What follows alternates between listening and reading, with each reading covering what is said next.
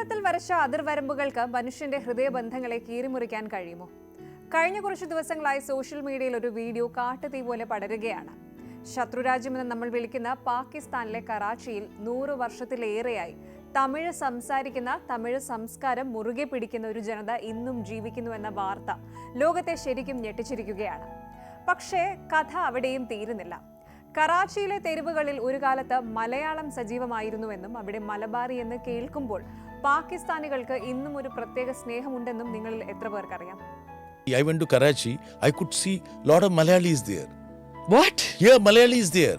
Those people who had gone for, trade and commerce before the partition.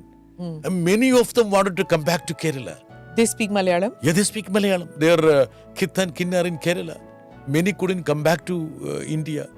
By that time, things had worsened between India and Pakistan. Okay. So, there were a lot of connects which I get it. അപ്പോൾ രാഷ്ട്രീയവും യുദ്ധങ്ങളും വിഭജനവും തകർക്കാൻ ശ്രമിച്ചിട്ടും പച്ചപിടിച്ചു നിൽക്കുന്ന ആ സാംസ്കാരിക തുരുത്തുകളിലേക്ക് നമുക്കൊന്ന് പോയി വരാം. ഇൻസ്റ്റഗ്രാമിൽ വൈറലായ ആ വീഡിയോ ശ്രദ്ധിച്ചാൽ നമുക്ക് കാണാം, കറാച്ചിയിലെ തിരക്കേറിയ തെരുവുകൾക്കിടയിൽ തനത് തമിഴ് ശൈലിയിലുള്ള ഒരു ഗ്രാമം. അവിടെ മാരിയമ്മൻ കോവിലുണ്ട്, പൂജകളുണ്ട്, പ്രായമായ അമ്മൂമ്മമാർ തമിഴിൽ സംസാരിക്കുന്നുണ്ട്.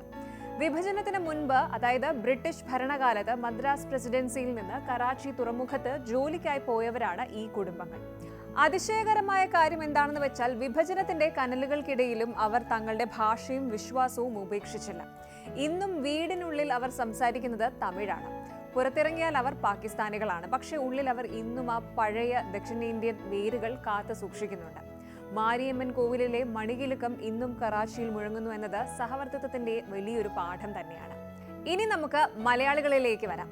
ലോകത്തിന്റെ ഏത് കോണിൽ ചെന്നാലും അവിടെ ഒരു മലയാളി കാണുമെന്ന തമാശ പാകിസ്ഥാന്റെ കാര്യത്തിലും ശരിയാണ്. വിഭജനത്തിന് മുൻപ് കറാച്ചിയിലെ റെയിൽവേയിലും ടെലിഗ്രാഫ് ഓഫീസുകളിലും ധാരാളം മലയാളി യുവാക്കൾ ജോലി ചെയ്തിരുന്നു.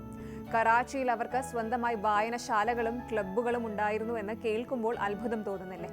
പഴയ കറാച്ചിയിലെ തെരുവുകളിൽ മുണ്ടും ഷർട്ടും ധരിച്ച് നടന്നിരുന്ന മലയാളികൾ അക്കാലത്തൊരു സാധാരണ കാഴ്ചയായിരുന്നു എന്ന്. ഓണവും വിഷുവും അവർ അവിടെ ആഘോഷിച്ചിരുന്നു. വിഭജനത്തിന് ശേഷം മിക്കവരും ഇന്ത്യയിലേക്ക് മടങ്ങിയെങ്കിലും സാഹചര്യങ്ങൾ കൊണ്ട് അവിടെ തന്നെ തുടരേണ്ടി വന്ന ചില മലയാളി കുടുംബങ്ങൾ ഇന്നും പാകിസ്ഥാനിലുണ്ട്. പക്ഷേ കാലം കടന്നുപോയപ്പോൾ അവരുടെ എണ്ണം കുറഞ്ഞു വന്നു. ഇന്ന് പലരും തങ്ങളുടെ മലയാളി സ്വത്വം വെളിപ്പെടുത്താതെ ഉറുദു സംസ്കാരത്തിന്റെ ഭാഗമായി മാറിക്കഴിഞ്ഞു. നിങ്ങൾ പാകിസ്ഥാനിലെ ഫുഡ് വ്ലോഗുകൾ ശ്രദ്ധിച്ചിട്ടുണ്ടോ? കറാച്ചിയിൽ ഇന്നും മലബാറി ഹോട്ടൽസ് എന്ന പേരിൽ അറിയപ്പെടുന്ന ഭക്ഷണശാലകൾ വളരെ പ്രശസ്തമാണ്. നമ്മുടെ കേരളത്തിലെ പൊറോട്ടയും ബിരിയാണിയും ചായയും ഒക്കെയാണ് അവിടെ മലബാറി ഫുഡ് എന്ന് അറിയപ്പെടുന്നത്. പാകിസ്ഥാനികൾക്ക് മലബാറി ഫുഡ് എന്നാൽ വലിയ കാര്യമാണ്. പണ്ട് മലയാളികൾ തുടങ്ങിയ ഈ ഹോട്ടലുകൾ പിന്നീട് പാകിസ്ഥാനികൾ ഏറ്റെടുത്തുവെങ്കിലും മലബാറി എന്ന ആ ബ്രാൻഡ് നെയിം അവർ മാറ്റിയില്ല. കാരണം അത്രമേൽ സ്വാദും സ്നേഹവും ആ പേരിനുണ്ട്. പാകിസ്ഥാനിലെ സിന്ധ് പ്രവിശ്യയിൽ മാത്രം ഏതാണ്ട് 25,000-ഓളം പേർ ദക്ഷിണേന്ത്യൻ വേരുകൾ ഉള്ളവരാണെന്നാണ് കണക്കുകൾ പറയുന്നത്. അവരിൽ മലയാളികളും തമിഴരും തെലുങ്കരും ഒക്കെയുണ്ട്. എല്ലാവരെയും അവർ വിളിക്കുന്നത് മലബാറികൾ എന്നാണ്. എങ്കിലും നമുക്ക് ഒരു കാര്യം മറക്കാൻ കഴിയില്ല. കാലം ഈ സാംസ്കാരിക അടയാളങ്ങളെ മായ്ച്ചു കളഞ്ഞുകൊണ്ടിരിക്കുകയാണ്. പുതിയ തലമുറയ്ക്ക് മലയാളമോ തമിഴോ എഴുതാനോ വായിക്കാനോ അറിയില്ല. പലരും പൂർണ്ണമായും ഉറുദു സംസാരിക്കുന്ന പാകിസ്ഥാനി പൗരന്മാരായി മാറിക്കഴിഞ്ഞു. രാഷ്ട്രീയ സാഹചര്യങ്ങൾ കാരണം സ്വന്തം പാരമ്പര്യം പുറത്തു പറയാൻ പലരും ഭയപ്പെടുന്നുണ്ട്. അടുത്തിടെ വന്ന ഒരു റിപ്പോർട്ട് പ്രകാരം പാകിസ്ഥാനിലെ മലയാളി സമാജം പോലുള്ള സംഘടനകൾ ഒരു കാലത്ത് സജീവമായിരുന്നു. എന്നാൽ ഇന്ന് അത്തരം കൂട്ടായ്മകൾ പേരിന് പോലും അവിടെയില്ല. എങ്കിലും ചെന്നൈയിലെ പെരമ്പൂരിൽ പാകിസ്ഥാൻ വംശജർക്ക് ഭൂമിയുള്ളതുപോലെ കറാച്ചിയിലെ മണ്ണിലും നമ്മുടെ കേരളത്തിന്റെ ഒരു സ്പർശം ഇന്നും അവശേഷിക്കുന്നുണ്ട് എന്നത് ചരിത്രപരമായ ഒരു കൗതുകം തന്നെയാണ്.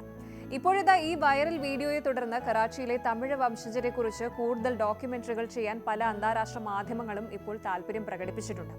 വിഭജനകാലത്ത് വേർപിരിഞ്ഞു പോയ കുടുംബങ്ങളെ കണ്ടെത്താനുള്ള ശ്രമങ്ങളും സോഷ്യൽ മീഡിയ ഗ്രൂപ്പുകൾ വഴി നടക്കുന്നുണ്ട്.